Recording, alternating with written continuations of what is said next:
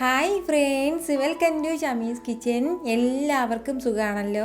ഇന്ന് നമ്മൾ തയ്യാറാക്കുന്നത് ഒരു ട്രഡീഷണൽ ആയിട്ടുള്ളൊരു സൈഡ് ഡിഷാണ്. വളരെ എളുപ്പത്തിലും വളരെ ടേസ്റ്റി ആയിട്ടും തയ്യാറാക്കി എടുക്കാൻ പറ്റുന്ന ടൊമാറ്റോ വോട്ടയാണ്. അപ്പോൾ എല്ലാവരും ഒന്ന് സ്കിപ്പ് ചെയ്യാതെ കണ്ടേക്കണം. കൂടെ തന്നെ നമ്മുടെ ഈ ഷമീസ് കിച്ചൻ ചാനൽ ഇതുവരെ സബ്സ്ക്രൈബ് ചെയ്യാത്തവരുണ്ടെങ്കിൽ, അല്ലെങ്കിൽ ഇത് ആദ്യമായിട്ടാണ് കാണുന്നതെങ്കിൽ പ്ലീസ് ഒന്ന് സബ്സ്ക്രൈബ് ചെയ്തേക്കണേ. ആ തൊട്ടടുത്ത് കാണുന്ന ബെല്ലൈക്കനിൽ ഓള് മറക്കാതെ പ്രസ് ചെയ്തേക്കണം. എന്നാൽ ശരി, നമുക്ക് വേഗം വീഡിയോയിലേക്ക് പോകാം. അപ്പോൾ ഇതിന് വേണ്ടിയിട്ട് ഞാനിതുപോലെ ഒരു ഫ്രൈയിങ് പാനാണ് എടുത്ത് വെച്ചിട്ടുള്ളത്. അപ്പോൾ അതിലേക്ക് നമുക്ക് ഒരല്പം വെളിച്ചെണ്ണ ചേർത്ത് കൊടുക്കാം. ഈ ഒരു അളവിൽ ഒരല്പം മാത്രം എണ്ണ ചേർത്ത് കൊടുത്താൽ മതിയാവും. അതിന് ശേഷം നമുക്ക് പിന്നെ വേണ്ട എന്തെന്ന് വെച്ചാൽ ഇതുപോലെ കുറച്ച് വെളുത്തുള്ളി അല്ലി എടുത്തിട്ടുണ്ട്. ഇത് അത്യാവശ്യം വലിയ വെളുത്തുള്ളി അല്ലിയാണ്. അപ്പോൾ ഇനി വേണ്ടതെന്ന് വെച്ചാൽ ഇപ്പോൾ ഞാൻ വെളുത്തുള്ളിയുടെ പുറത്തുള്ള തോടുണ്ടല്ലോ, കട്ടിയുള്ള തോട്, അത് ഞാൻ എടുത്തിട്ടില്ല. അപ്പോൾ ഈ ഒരു രീതിയിൽ വേണം നമ്മൾ ഈ എണ്ണയിലേക്ക് ഇടാൻ വേണ്ടിയിട്ട്. ഫ്ലെയിം ഇച്ചിരി മീഡിയത്തിൽ നിന്ന് ഒരല്പം കൂടി കൂട്ടി വെച്ച് കൊടുത്തതിന് ശേഷം നന്നായിട്ട് ഒന്ന് വറുത്തെടുക്കണം. വറുത്തെടുക്കുന്നു എന്ന് പറയുന്നതിനേക്കാളും നമ്മളിത് ചുട്ടെടുക്കുന്നു എന്ന് പറയുന്നത് നല്ലത്. നമുക്കിപ്പോൾ ചുട്ടെടുക്കാനാണ് എളുപ്പമെങ്കിൽ അങ്ങനെ ചെയ്തെടുക്കാം. അപ്പോൾ ഇതിലേക്ക് ഈ പപ്പടക്കമ്പിയൊക്കെ ഉണ്ടല്ലോ, ആ പപ്പടക്കമ്പിയൊക്കെ ഈ നമ്മുടെ ഈ വെളുത്തുള്ളി അല്ലിയിലേക്ക് ഒന്ന് കുത്തി ഇറക്കിയിട്ട് അങ്ങനെ നമുക്ക് ചുട്ടെടുക്കാൻ വേണ്ടി പറ്റും. എപ്പോഴിട്ട് വഴറ്റേണ്ട ആവശ്യമില്ല. ഒരു സൈഡ് ചെറുതായിട്ടൊന്ന് കളറ് മാറി വരുമ്പോഴത്തേക്കും വീണ്ടും ചെറുതായിട്ടൊന്ന് ഇളക്കി കൊടുത്താൽ മാത്രം മതിയാവും. ഒരുപാട് ചേരുവകളൊന്നും നമ്മൾ ഇതിലേക്ക് ചേർക്കുന്നില്ല കേട്ടോ. വളരെ കുറച്ച് ചേരുവകൾ മാത്രമേ ചേർക്കുന്നുള്ളൂ. അതുപോലെ തന്നെ ഞാനിപ്പോൾ ഇത് വന്നിട്ട് ഒരു നോൺ സ്റ്റിക്കിൻ്റെ പാനാണ് എടുത്തിട്ടുള്ളത്. നോൺ സ്റ്റിക്കിൻ്റെ പാൻ തന്നെ വേണമെന്നില്ല, നമ്മുടെ സാധാരണ ഇരുമ്പ് തവ ഉണ്ടല്ലോ, അത് തന്നെ മതിയാവും. ചെറുതായിട്ടൊന്ന് കളറ് മാറി വരുമ്പോഴത്തേക്കും ഇതുപോലെ ഒന്ന് തിരിച്ചിട്ട് കൊടുക്കണം. ഇപ്പോൾ നമ്മുടെ വെളുത്തുള്ളിയുടെ കളറൊക്കെ നന്നായിട്ടൊന്ന് മാറി തുടങ്ങിയിട്ടുണ്ട്. നല്ലൊരു ബ്രൗൺ കളറിലേക്ക് വന്നിട്ടുണ്ട്. അപ്പോൾ ഇത്രയും സമയം കൊണ്ട് തന്നെ ഈ വെളുത്തുള്ളി നന്നായിട്ട് സോഫ്റ്റായിട്ട് വെന്തിട്ടുണ്ടാവും. ഇതുപോലെ കണ്ടാൽ ചെറുതായിട്ടൊന്ന് പ്രസ് ചെയ്ത് കൊടുക്കുമ്പോൾ തന്നെ നല്ലതുപോലെ ഇതിൻ്റെ പുറത്തുള്ള തൊലിയൊക്കെ ഒന്ന് മാറിക്കോളും. അപ്പോൾ ഈ തൊലി നമ്മൾ എടുക്കാൻ വേണ്ടി പാടില്ല, തോലും കളഞ്ഞേക്കണം. എന്നാൽ ശരി, നമുക്കിത് ചെറിയൊരു പ്ലേറ്റിലേക്ക് മാറ്റാം. അപ്പോൾ ഇനി അടുത്ത് നമുക്ക് വേണ്ടതെന്ന് വെച്ചാൽ നമ്മുടെ എരിവിന് ആവശ്യമായിട്ടുള്ള കുറച്ച് വറ്റൽമുളകും കൂടിയാണ്. അപ്പോൾ വറ്റൽമുളകും ചേർത്ത് കൊടുത്തതിന് ശേഷം വീണ്ടും നന്നായിട്ടൊന്ന് വഴറ്റിയെടുക്കണം. അപ്പോൾ ഈ സമയത്ത് ഫ്ലെയിം മീഡിയത്തിൽ നിന്ന് ഒരല്പം കുറച്ച് വെക്കാം. കാരണം വറ്റൽമുളക് പെട്ടെന്ന് ചൂടായി പോകും. അപ്പോൾ അങ്ങനെ കരിഞ്ഞ ഒരു ടേസ്റ്റ് വരാൻ പാടില്ല.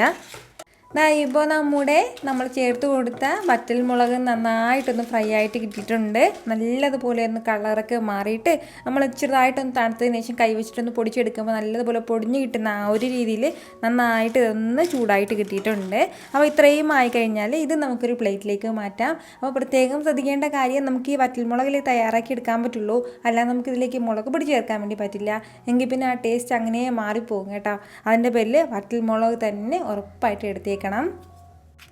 അപ്പോൾ ഇത്രയും ആയിക്കഴിഞ്ഞാൽ പിന്നെ നമുക്കിതിലേക്ക് വേണ്ട എന്തെന്ന് വെച്ചാൽ ഇതുപോലെ കുറച്ച് തക്കാളിയും കൂടിയാണ്. തക്കാളി വന്നിട്ട് നല്ല വലിയ സൈസിലുള്ള തക്കാളിയാണെന്നുണ്ടെങ്കിൽ 3 തക്കാളി മതിയാവും. അതല്ല ഒരു മീഡിയം സൈസിലുള്ള തക്കാളിയാണെന്നുണ്ടെങ്കിൽ ഒരു 4 തക്കാളി. ഇതിപ്പോൾ തീരെ കുട്ടി തക്കാളിയാണ്.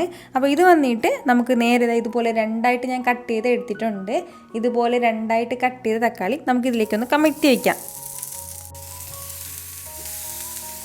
അപ്പോൾ ഫ്ലെയിം വന്നിട്ട് മീഡിയത്തിൽ നിന്ന് ഒരല്പം കൂടി വേണമെങ്കിൽ കൂട്ടി വെക്കാം. ഒരുപാട് കുറച്ച് വെക്കാൻ നിൽക്കേണ്ട. കാരണം ഒരുപാട് കുറച്ച് വെക്കുകയാണെന്നുണ്ടെങ്കിൽ ഈ തക്കാളി ഇങ്ങനെ കുഴഞ്ഞു പോകും. നമുക്കങ്ങനെ കുഴഞ്ഞല്ല പോകേണ്ടത്, പകരം നമുക്കിത് ചുട്ട് കിട്ടേണ്ടതാണ്. അപ്പോൾ ഇതിലേക്ക് ഇപ്പം നല്ലതുപോലെ എണ്ണയൊക്കെ വറ്റിയിട്ടുണ്ട്. അതിൻ്റെ പേരിൽ വളരെ കുറച്ച് മാത്രം എണ്ണ ഇതുപോലെ ഒന്ന് ചുറ്റിച്ച് കൊടുക്കാം. അടുക്കി പിടിക്കാതിരിക്കാൻ വേണ്ടിയിട്ടാണ് നമ്മൾ വളരെ കുറച്ച് മാത്രം എണ്ണ ഇതുപോലെ ചേർത്ത് കൊടുത്തിട്ടുള്ളത്. ഇതുപോലെ വളരെ കുറച്ച് സമയം മാത്രം ചെറുതായിട്ട് നമ്മൾ ഇതുപോലെ ഒന്ന് കമഴ്ത്തി വെച്ച് കൊടുത്തു കഴിഞ്ഞാൽ പിന്നെ നമുക്ക് തിരിച്ചിട്ട് കൊടുക്കാം. അപ്പോഴത്തേക്കും ഒരു സൈഡ് നന്നായിട്ട് ഒന്ന് ഫ്രൈ ആയി കിട്ടിക്കോളും. ഈ ഒരു രീതിയിൽ കണ്ടോ, എൻ്റെ സൈഡൊക്കെ കളർ മാറി വന്നിട്ടുണ്ടോ? ഇതുപോലെ വേണം നമുക്കിത് കിട്ടാനായിട്ട്. ഇതുപോലെ ഇങ്ങനെ വേണം നമ്മളിത് ചുട്ടെടുക്കാനായിട്ട്.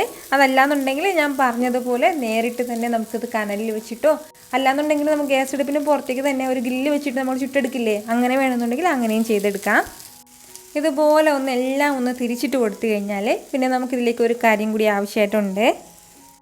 മീഡിയം സൈസിലുള്ള ഒരു സവാള ഞാനിപ്പോൾ ഇതുപോലെ ഒന്ന് അരിഞ്ഞെടുത്തിട്ടുണ്ട്. നീളത്തിനൊന്ന് അരിഞ്ഞെടുത്താൽ മതിയാവും. ആ നീളത്തിൽ അരിഞ്ഞെടുത്ത സവാള നമുക്കിതിന് മുകളിലേക്ക് ഒന്ന് ഇട്ട് കൊടുക്കാം. അപ്പോൾ ഈ സമയം കൊണ്ട് ഈ സവാളയും കൂടി നന്നായിട്ടൊന്ന് വഴറ്റി കിട്ടും. അതിന് വേണ്ടിയിട്ടാണ്. ഇനി ഒരല്പ സമയം കഴിഞ്ഞാൽ പിന്നീട് നമുക്കിത് ഇളക്കി കൊടുക്കേണ്ടതായിട്ട് ആവശ്യമുണ്ട്. അത്രയും സമയം കൊണ്ട് നമ്മുടെ ഈ സവാളയെ നന്നായിട്ടൊന്ന് വഴണ്ട് കിട്ടിക്കോളും.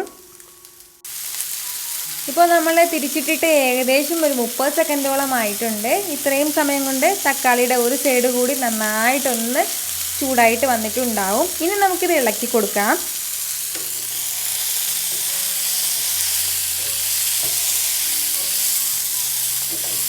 ഫ്ലെയിം ഞാനിപ്പോൾ മീഡിയത്തിൽ നിന്ന് ഒരല്പം കൂട്ടിയാണ് വെച്ചിട്ടുള്ളത്.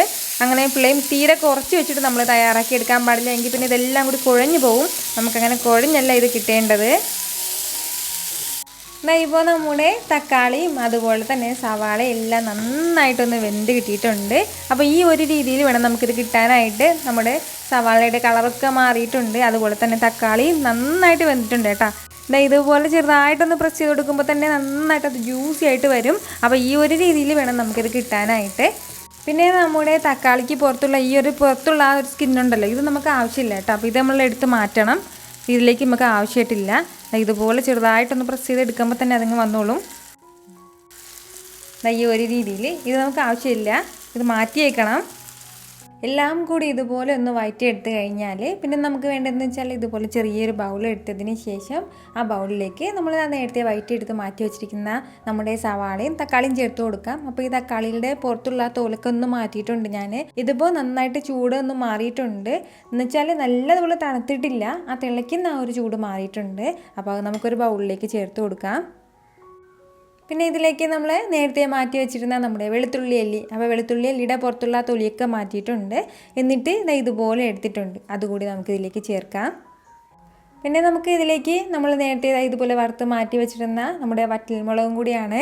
അപ്പോൾ വറ്റൽമുളകൊക്കെ നന്നായിട്ടൊന്ന് തണുത്ത് കഴിയുമ്പോഴത്തേക്കും ഇതുപോലെ നമുക്കിങ്ങനെ ഒടിച്ചെടുക്കാൻ പറ്റും. കണ്ടോ, പപ്പടം പോലെ നമുക്കിതുപോലെ ഇങ്ങനെ ഒടിച്ചെടുക്കാൻ പറ്റും. അപ്പോൾ ഈ ഒരു രീതിയിലായിരിക്കും പിന്നീട് നമുക്കിത് കിട്ടുന്നത്. അപ്പോൾ ഇതുപോലെ വേണം നമുക്ക് കിട്ടാനായിട്ട്. ആ വറ്റൽമുളകും കൂടി ഇതിലേക്ക് ചേർക്കുകയാണ്. ഇത്രയും ആയിക്കഴിഞ്ഞാൽ പിന്നെ നമുക്കിതിലേക്ക് വേണ്ടത് ഇതുപോലെ ചെറിയൊരു സൈസ് അളവിൽ മാത്രം പുളിയും കൂടിയാണ്. അതിപ്പോൾ തക്കാളിക്ക് നല്ല പുളി ഉണ്ടെങ്കിൽ നമ്മൾ ഈ പുളി ചേർക്കേണ്ട ആവശ്യമില്ല. തക്കാളിക്ക് ഒരല്പം പുളി കുറവാണെന്നുണ്ടെങ്കിൽ മാത്രം ഇതുപോലെ ഒരല്പം മാത്രം പുളിയും കൂടി. ഇനി നമുക്കിതിലേക്ക് വേണ്ടത് ഇതിനിത്രയും ആവശ്യമായിട്ടുള്ള ഉപ്പും കൂടിയാണ്. അപ്പോൾ ഉപ്പ് നമ്മൾ ഇതുവരെയും ചേർത്തിട്ടില്ലായിരുന്നു.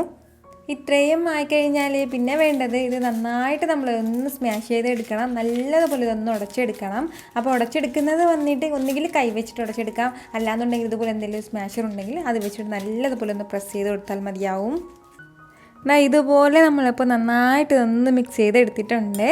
അപ്പോൾ ഇത്രയും ആയിക്കഴിഞ്ഞാൽ നമ്മുടെ വളരെ ടേസ്റ്റി ആയിട്ടുള്ള ടൊമാറ്റോ വോർത്ത റെഡി ആയിട്ടുണ്ട്.